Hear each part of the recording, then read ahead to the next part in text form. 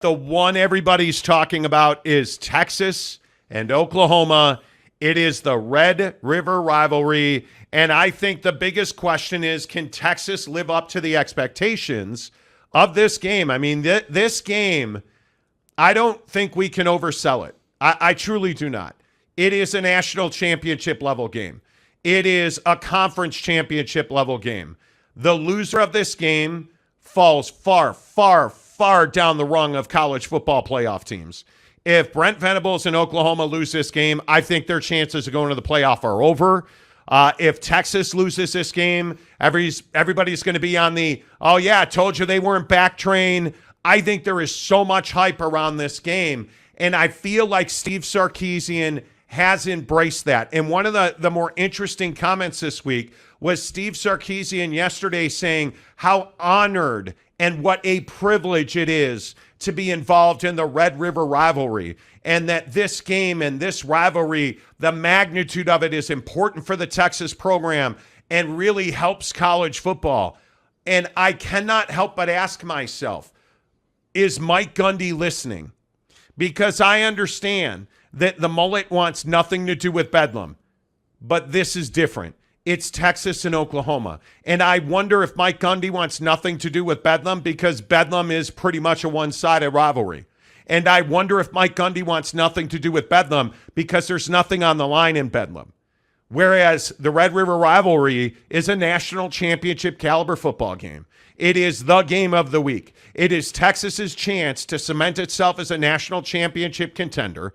And it is Quinn Ewers' chance to put himself in New York City for the Heisman Trophy. And Jake, I think to date, it's absolutely, positively the game of the year. Yeah, absolutely. I think that, the first game of the year was Texas and Alabama. Texas was, a winner in that game. I think this is absolutely, the best game that we've, had to watch up into this point. And I think that there's so much, on the line for Texas. And I don't want to sell Oklahoma short, because obviously they have a lot to play for. They have a great program. But I think that, we can all agree that Texas is much more of the, at this stage anyway, much more the college football playoff ready team. And I think that Texas understands, man, you win this game and you're downhill from here. And I think, Quinn Ewers was someone that frankly I needed to see some from at the beginning of this season. And I think he's done a lot of proving and a lot of legitimizing of himself and his ability. And I think that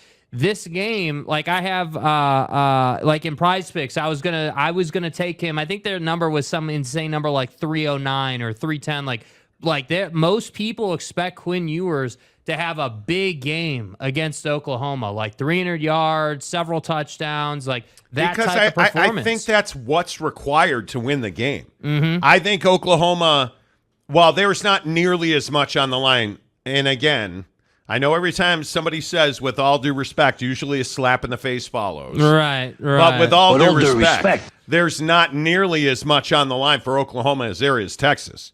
I think Texas, the expectation should be national championship game or bust.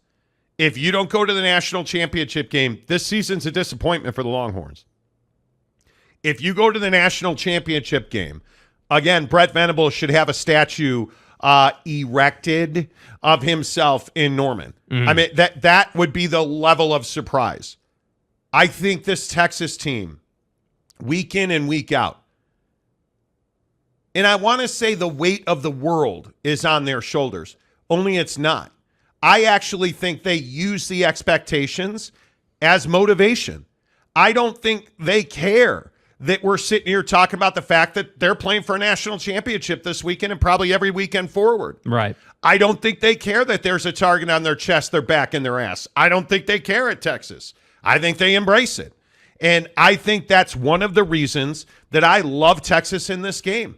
Not only is it at the Cotton Bowl, not only will Greg Skanke be there, but I think that the weight of the world does not present a problem for Texas. I actually think it moves them and motivates them. Yeah, and I think that pressure was ratcheted up to an all-time high against Alabama early in the season. You were going to Bryant Denny, you were going to play a Nick Saban defense. Like you were going into hostile territory. There's just no doubt about that. And I think that the way you handled yourself there, the way you controlled the game, the way the defense baited Jalen Milroe and interceptions, like all of those things in that game are now going to translate into the Oklahoma game. And I think, again, this is why I always advocate for major nameplates to have big games early in their season. Doesn't have to be every single game, but just have that one marquee game that you can really lean on and say, hey, if we win this game, dude, the rest of the schedule, we can expect to win,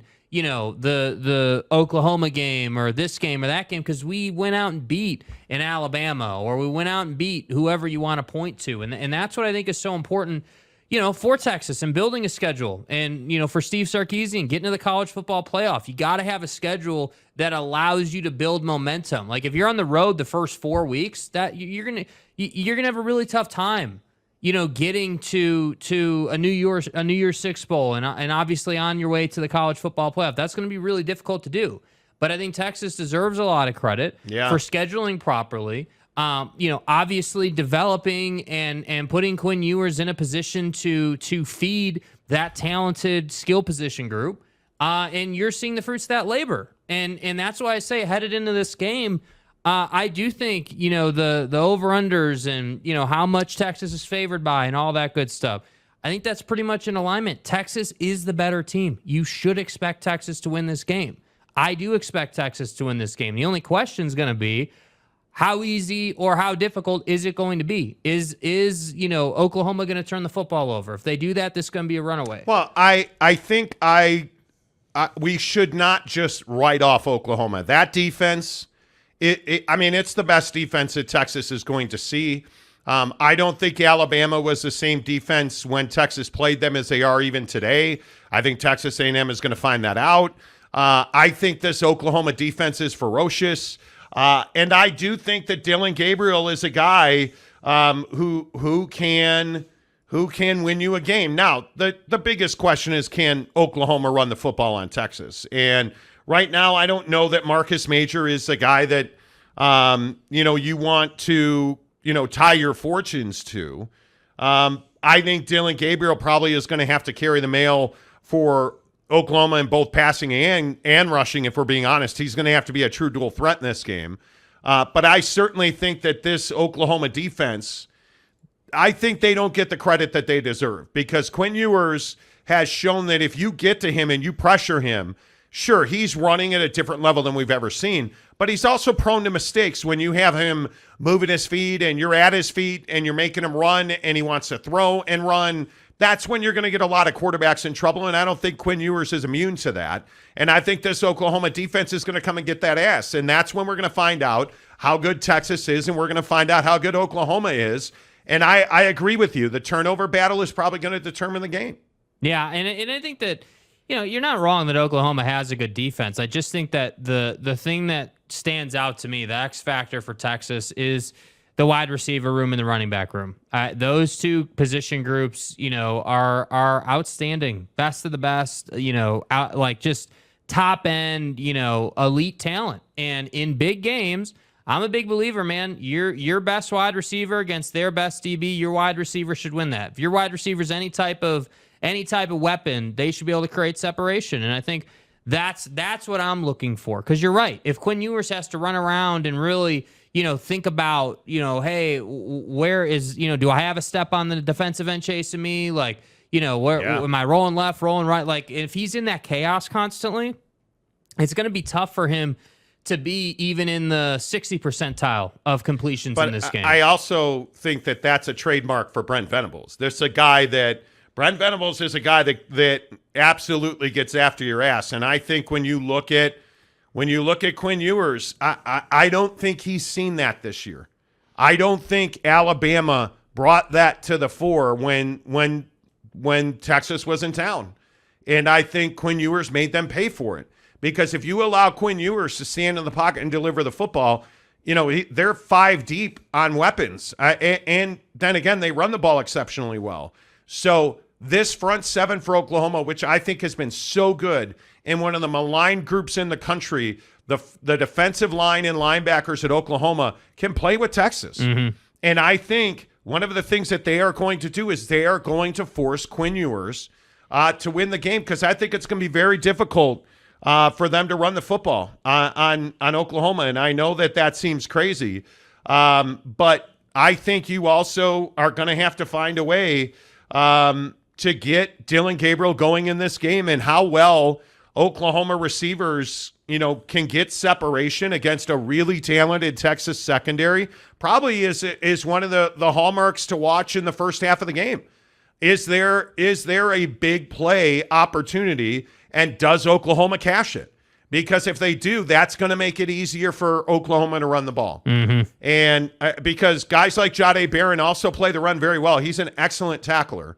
And this secondary has tackled quite well, and I think has been pretty good in run support. Now, how well do they contain Gabriel? We'll find out. But I just can't believe that Oklahoma is going to stop the run, be able to run the ball, create explosive plays while stopping explosive plays, and convert on and get off the field on third down. You have to do all of those things very well to beat Texas, and I don't think Oklahoma can do it. Yeah, I think it's a lot to ask, and I think that's the genius behind Texas's game plan, and I think that, again, it'll be really interesting to see how they approach this first quarter. If you're Texas, how you approach this first quarter, because you could easily come out and ground and pound. You could absolutely do that. You could try to possess the football, run it a lot, eat clock, really control the pace of the game, not let the game get too emotional on you. Or you could go the other way. Let's take shots. Let's get Quinn in the flow of the game early. Let's get some quick slants going, get some completions going, get a couple of first downs, and then let's start throwing the ball deep. I mean, and that to me is really one of the most important factors in the game, because a lot of times you'll watch a college football game and an offense will come out, they'll take some shots, and they'll get off the field, right? Because obviously incompletions. And then you wind up punting the football, and you get off on the wrong foot offensively. So that's what I'm saying. When you play these big games, you really have to make sure your quarterback and that offense is in rhythm early, so that you can reliably say, okay, hey, we can get, like in this game, I got to imagine, first person to 30 points probably in this game is going to win the game. If Oklahoma gets to 30 points, they're going to win the game. I have no doubt about that. But my biggest concern with Oklahoma, it's the same thing I say about Georgia. And we found out Georgia's vulnerable last week at Auburn. Mm-hmm. Oklahoma hasn't played anybody. And with all due respect, Iowa State ain't him.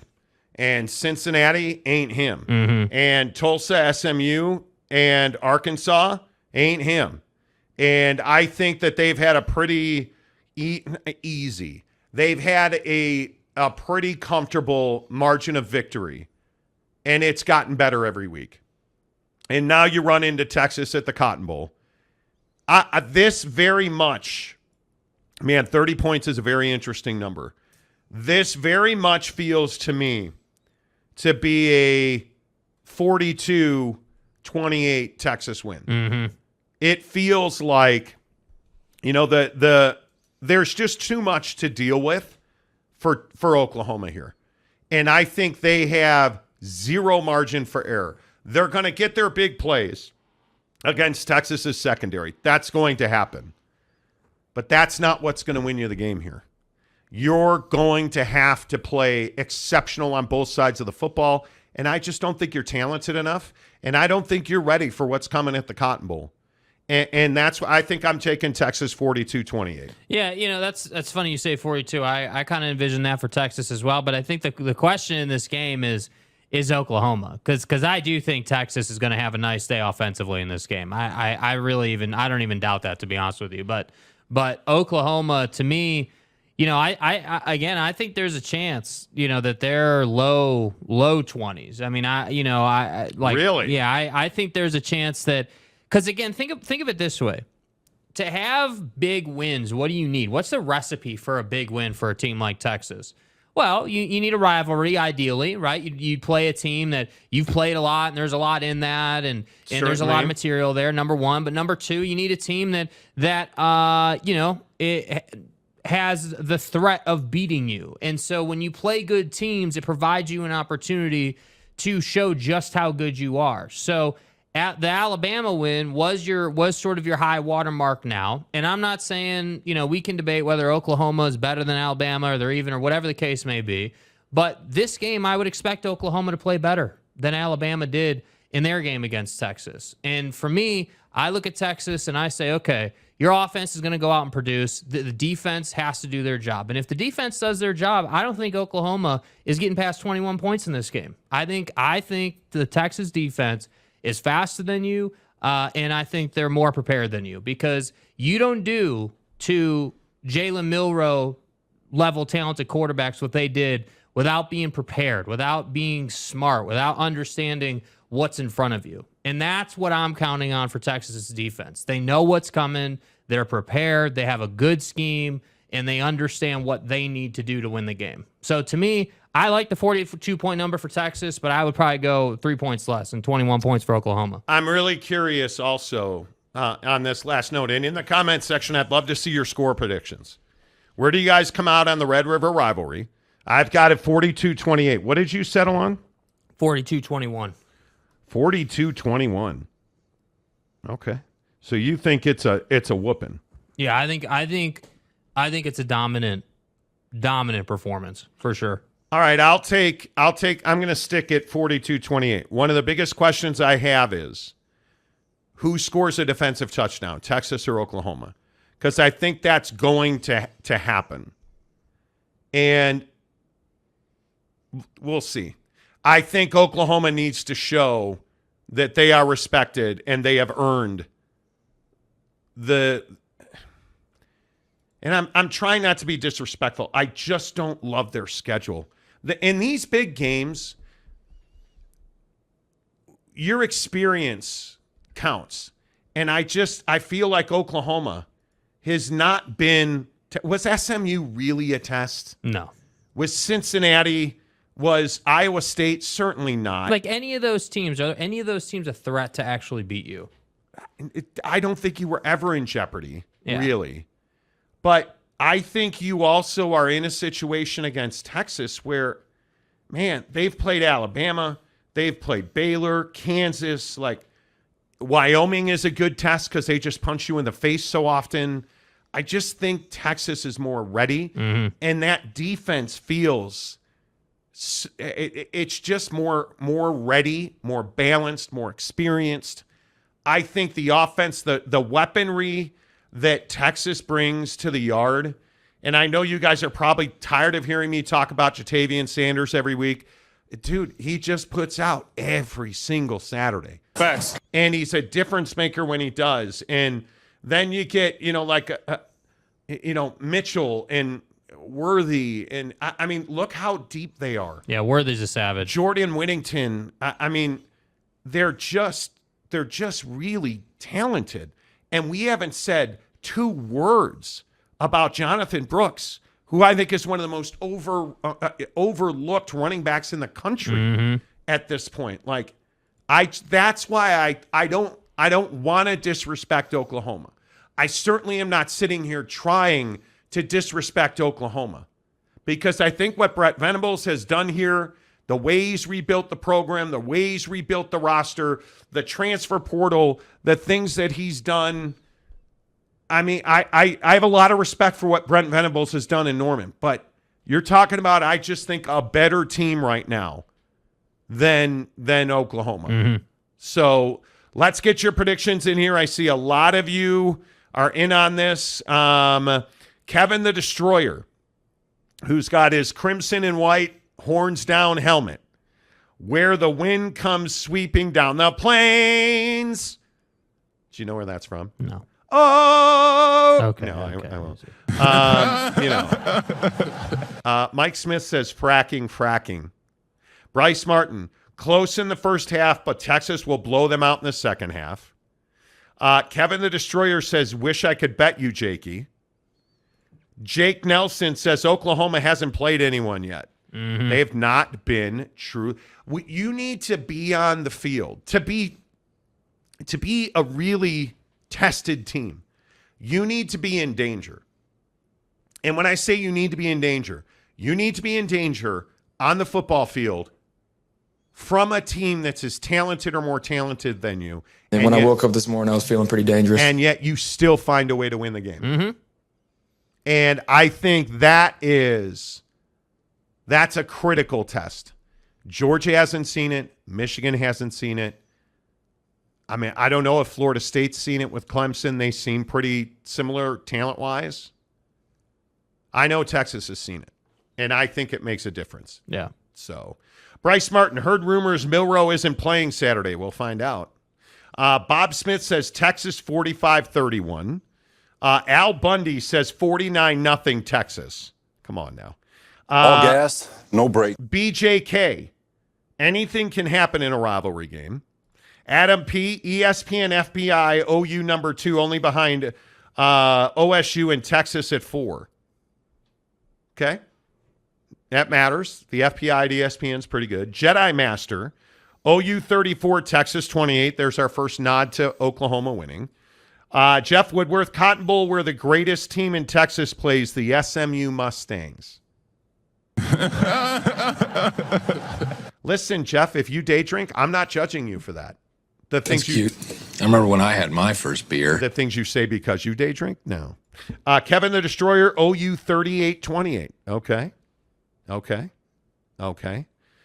If that score hits on the dot, Kevin, we'll give you a $25 Amazon gift card. Mm-hmm. Just because you're here and that helmet with the horns down is amazing. Jonathan Lamb says Texas 27, Okie 17. OG Gary 35-31, Texas. Ooh. Daniel Dixon says 42-14. Is that Texas or Oklahoma? Cougar Tracks, Texas 38-31. So it seems like we're really split on the program today about how it's going to happen. Yeah, I mean, it seems like a lot of people think that Oklahoma is going to be in the 30s. Which is interesting. If Oklahoma, I'm telling you now, if Oklahoma gets to 30, Oklahoma wins the game. Because that means Texas defense, it no-showed in the game. Yeah. If Oklahoma gets to 30, Texas is in real trouble. Real trouble. Yeah. So, totally agree. I'm here for it. I'm absolutely here for it. Steven says Sooners 28-17. Ron Nolan, the weather in Utah today is marvelous. Perfect, sun's out, snow-capped mountains, leaves are changing. And he says that it's 83 in Savage, George. Cannot wait to golf in St. George this winter. Bryce Martin, 45-20 Texas. Gabriel won't have time to throw deep. That could be. Absolutely. Mike Smith, Oklahoma 69, Texas nothing. Okay. Jeff says 0 Texas, -3 Oklahoma. Yeah, I don't think that's going to happen. I don't think so. Texas is strong in the fourth quarter. We've seen that. They finish well. Bryce Martin, all week I've heard from former players that experience in this game specifically matters because it's so different. It is very different. And Cotton Bowl is not Cotton Bowl like it is for the bowl game and like it is for the rivalry.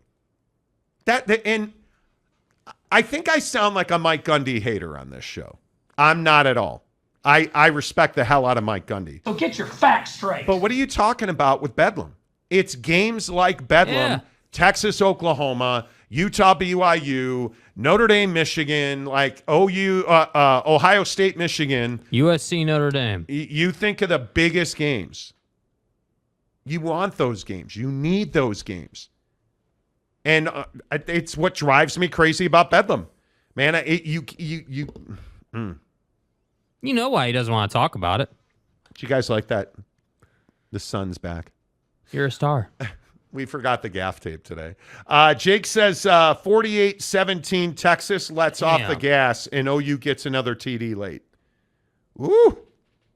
That's rough.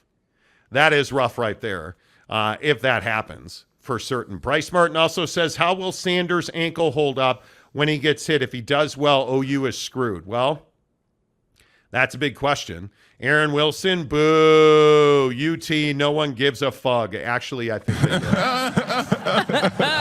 do. Don't worry, Texas Tech is next. J.K. Marshall, can UF survive Vandy? Yeah, are they for real?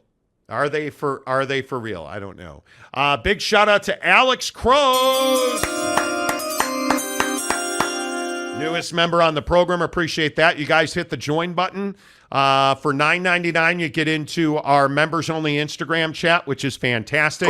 Even though Aaron Wilson is just dominating every fool on Prize Picks, don't worry. He will begin losing soon. We'll all feel better about ourselves. Facts. But the Instagram chat's amazing. For $1.99 a month, you can have all of your comments highlighted in red. We appreciate you, Alex Crows, for joining the membership. Welcome to the Monty Show, and thank you for being here. BJK says UT 35-32. Katie Rader says, word, bro. Bro. Bryce Martin, it drives me crazy that Tech isn't playing Okie State this year, and we need more heat on that game. Y'all feel me? You do. Whoa, comment dump. Big Blue Horses, Gators are cooked, and I'm a Gator fan. They are terrible. Well, and I wonder, you have hashtag Fire Napier. Has he ever been the guy? No. Nope.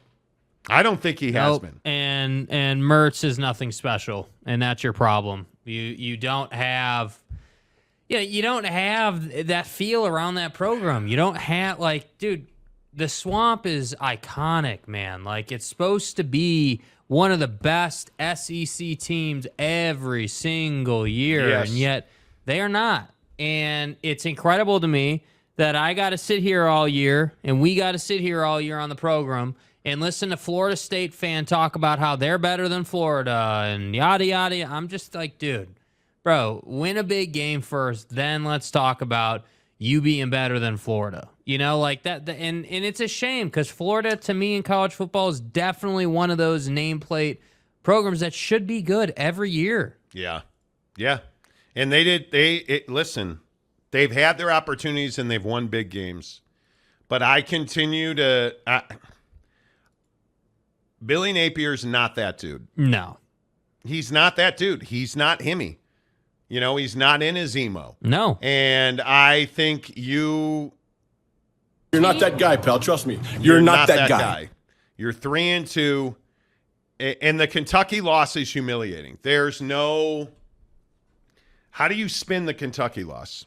You don't. You got torched. You got torched. And the bigger issue is that you've still got Georgia, Arkansas, LSU, Missouri, and Florida State on your schedule. Yeah, are you going to be bowl eligible, dude?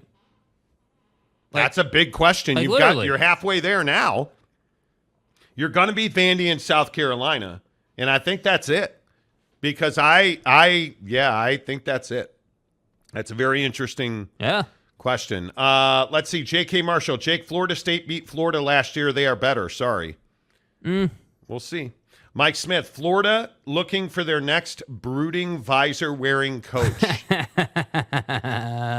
Aaron Wilson, Florida used to be so dang good. That's what I mean. Florida used to be amazing. Yeah, Now I got to move over here. Yeah, just get a little closer. It's okay. Don't be shy. It's okay. Yeah, Florida used to be just unbeatable. Absolutely unbeatable. And that's what I'm saying. Like, you know, J.K. Marshall, like when you are talking about Florida State versus Florida, like, yeah, sure. Did they beat them last year? Sure. That's not what I'm talking about. I'm talking about brand recognition and brand history versus what have you done for me lately? And there's no question about it. Florida's fallen short, much like our window shade. Dude, I cannot get away from this frickin' sun today. There's nowhere to hide. It's brutal. Mike Smith, Florida looking for their next brooding visor wear. I read that one already. Aaron Wilson, I look forward to Butt Bowl every year. Okay. Tanner Plummer, Florida State should be good. No, there's no such thing as should in college football. You need to prove it on the field. Being a big brand doesn't guarantee anything. And I think the Clemson win did more to make people doubt Florida State. And having watched most of that game, yeah, I just think there's a lot of questions about Florida State. 100%. I do. Alex Crowe says Texas 45, OU 28. All right, cool. We'll see. Tebow not walking on the field anytime soon, Terry says. No, he's not. You're not wrong. Agreed, Tanner. Asked Texas the last 10 years. Ooh, wow. That's a kick in the nuts. Well, maybe Texas needs to hit a buckshot before their game against Oklahoma tomorrow. Let's do it, you guys. We are so close to breaking our monthly record for samples at BuckedUp. And BuckedUp is really trying to get everybody's hands on buckshot. That's why in the description below on the show, there's a link to get 6 free buckshots sent right to your front door. And they're game changers. And this is what you'll see when you click the link. And it is absolutely about the regular guy. It's absolutely about the regular guy.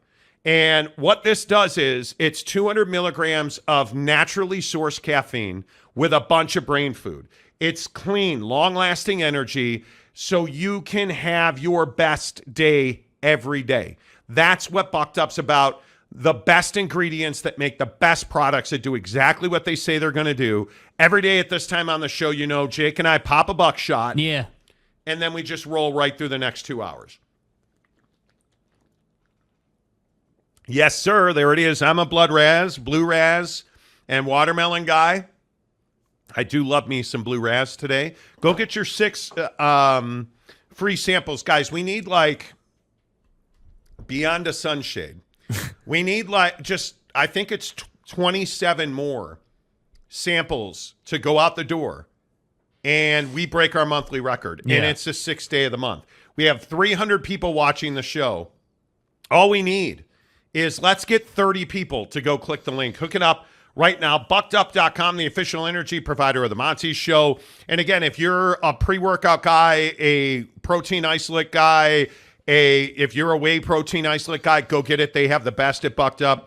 All of their creatines, all of their collagens, all of their endurance products, they're all good to go at BuckedUp.com.